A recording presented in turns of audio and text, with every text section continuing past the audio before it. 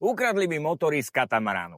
Akože bolo na lodi napísané hybrid a ja hybridy mám rád, hlavne keď je to 5-litrový 8-valec a elektromotorček je na stierače.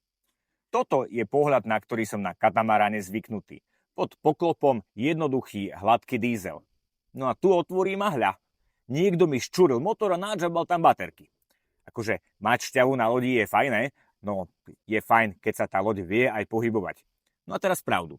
Nevýhoda je, že ten motor nepočuješ, čo je ohromná pomôcka pri pristávaní.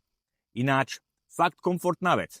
Počas jazdy to nehučí a loď bola vybavená solárom aj generátorom.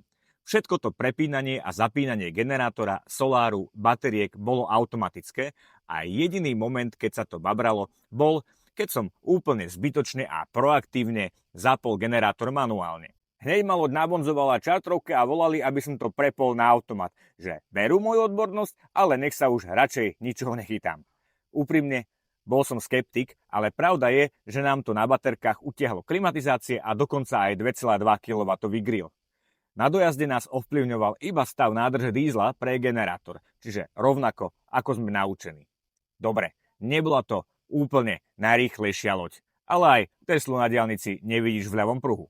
Nebojte sa technológií a vidíme sa zajtra.